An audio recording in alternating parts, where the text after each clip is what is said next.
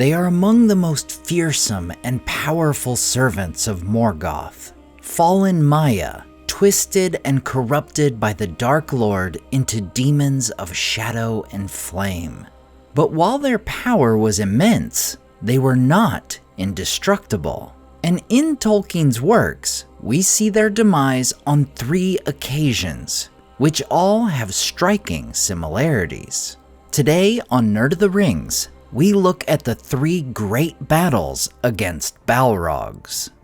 It cannot be denied that the Balrogs are among the most fearsome creatures in Middle-earth, and as Maiar, we know that their spirits could not be destroyed, but they could be defeated. We don't know for certain how many Balrogs met their end in Middle-earth, just as we don't have a definitive number of Balrogs that existed. But thrice, Tolkien would give us great examples of their fall. 3 moments that would be counted among the most significant defeats in the history of Arda.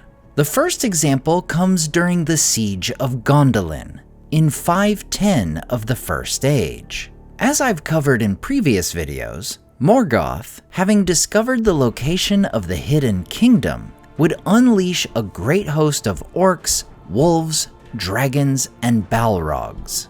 And here we find Gothmog, the Lord of Balrogs, come face to face with a great elf lord. In the Fall of Gondolin, we read, Tuor stood then in the way of that beast, but was sundered from Egelmoth, and they pressed him backward even to the center of the square nigh the fountain.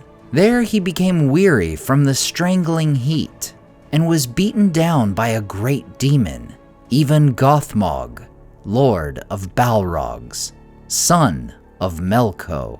But lo, Ecthelion, whose face was of the pallor of grey steel, and whose shield arm hung limp at his side, strode above him as he fell, and that gnome drove at the demon, yet did not give him his death, getting rather a wound to his sword arm, that his weapon left his grasp. Then leapt Ecthelion, Lord of the Fountain, fairest of the Noldoli, full at Gothmog even as he raised his whip, and his helm had a spike upon it, he drove into that evil breast. And he twined his legs about his foeman's thighs, and the Balrog yelled and fell forward, but those 2 dropped into the basin of the king's fountain, which was very deep. There found that creature his bane, and Ecthelion sank steel-laden into the depths, and so perished the Lord of the Fountain after fiery battle in cool waters. We see here that the Lieutenant of Morgoth is undone by the waters of the fountain. For Christopher Tolkien tells us in his notes that if Gothmog was not slain by the spike of Ecthelion's helmet, he certainly drowned in the waters below. We see here that Balrogs are indeed susceptible to the pains and hurts of the world. They can feel the bite of a blade and the suffocation of water. This should not be a great surprise, however, for we know that when other Maiar take a physical form in Middle-earth, they too are vulnerable to physical pains. Even so is Morgoth himself. While the Balrogs, as fallen Maiar, are immortal, their physical form is not. Our second example comes later on in this very same battle. After the city is fallen to the hosts of Morgoth, Tuor and Idril, along with the great elf lord Glorfindel, lead a group of survivors out of the city. Making their way through the hidden pass to the mountains, they are suddenly set upon by a Balrog and a host of orcs. Then Glorfindel leapt forward upon him, and his golden armor gleamed strangely in the moon, and he hewed at that demon, that it leapt again upon a great boulder, and Glorfindel after. Now there was a deadly combat upon that high rock above the folk, and these, pressed behind and hindered ahead, were grown so close that well nigh all could see. Yet was it over ere Glorfindel's men could leap to his side.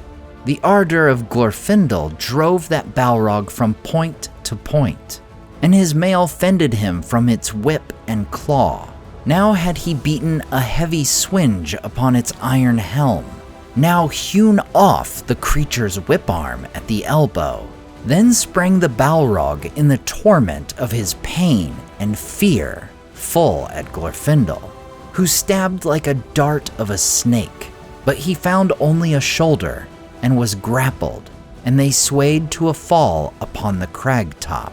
Then Glorfindel's left hand sought a dirk, and this he thrust up that it pierced the Balrog's belly nigh his own face, for that demon was double his stature, and it shrieked and fell backward from the rock, and falling clutched Glorfindel's yellow locks beneath his cap, and those twain fell into the abyss.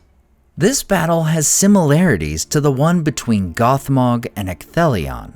This Balrog, who remains unnamed, is cut down by Glorfindel's sword, greatly wounded physically, and much like the prior battle, the victor would also perish with his foe as they fall together. It's interesting to note here that just like with Gothmog, this Balrog is also slain by an elf.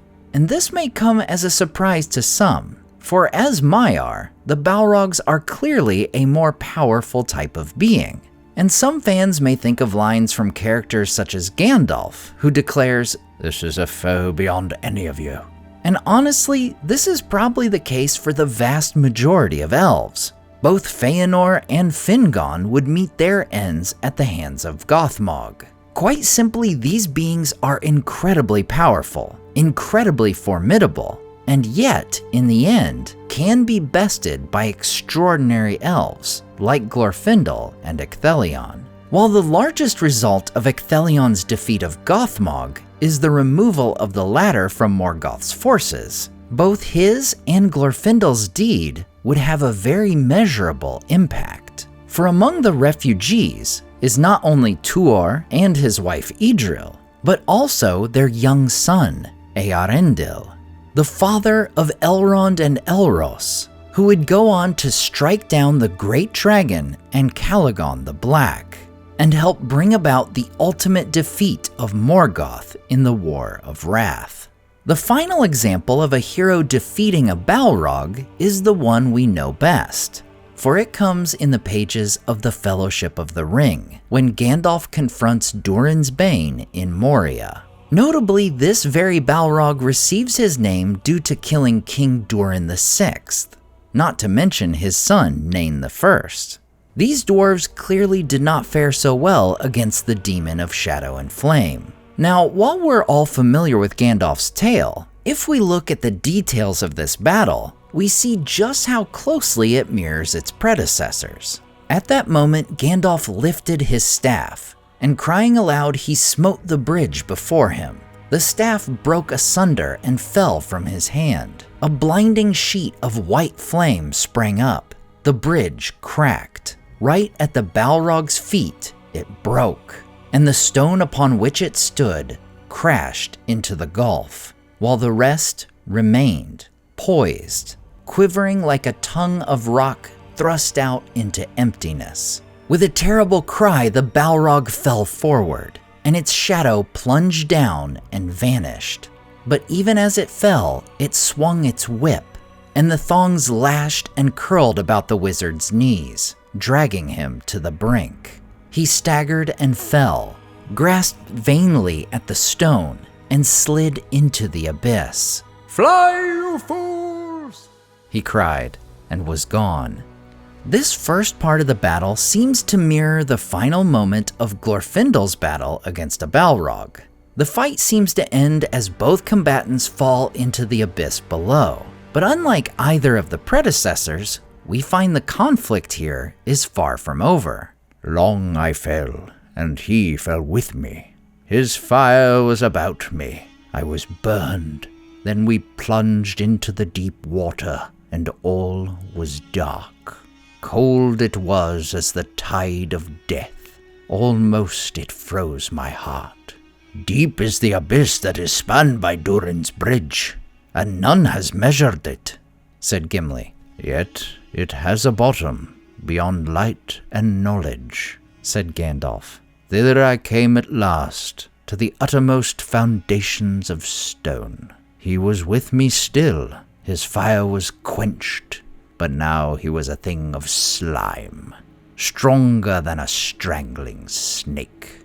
Here we see parallels to the battle between Gothmog and Ecthelion, the demon of flame consumed by water, extinguishing its great heat.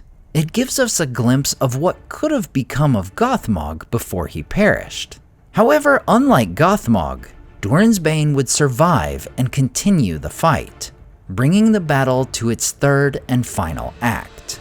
There upon Celebdil was a lonely window in the snow, and before it lay a narrow space, a dizzy eyrie above the mists of the world. The sun shone fiercely there, but all below was wrapped in cloud. Out he sprang, and even as I came behind he burst into new flame. There was none to see, or perhaps in after ages songs would still be sung of the Battle of the Peak. Suddenly, Gandalf laughed. But what would they say in song? Those that looked up from afar thought that the mountain was crowned with storm. Thunder they heard, and lightning, they said, smote upon Celebdil, and leaped back broken into tongues of fire. Is not that enough? A great smoke rose about us, vapor and steam. Ice fell like rain. I threw down my enemy, and he fell from the high place and broke the mountainside where he smote it in his ruin. Then darkness took me, and I strayed out of thought and time, and I wandered far on roads that I will not tell. Like Ecthelion and Glorfindel before him, Gandalf fights the Balrog once again upon a high place. And like those great elves of the First Age, Gandalf would vanquish his foe at the cost of his own life. And in yet another similarity to Glorfindel, Gandalf would be sent back. As we all know, Gandalf the White would be sent back into the fray by Eru Ilúvatar himself, and would play a vital role in the downfall of Sauron. Many centuries before him, Glorfindel would similarly have his spirit re-embodied in the immortal lands of Valinor. It is because of the noble nature of his sacrifice that he is brought back after a short time compared to other elves. And around 1600 of the Second Age, he would be sent back to Middle-earth. And like Gandalf the White, Glorfindel would have even greater power than his original form.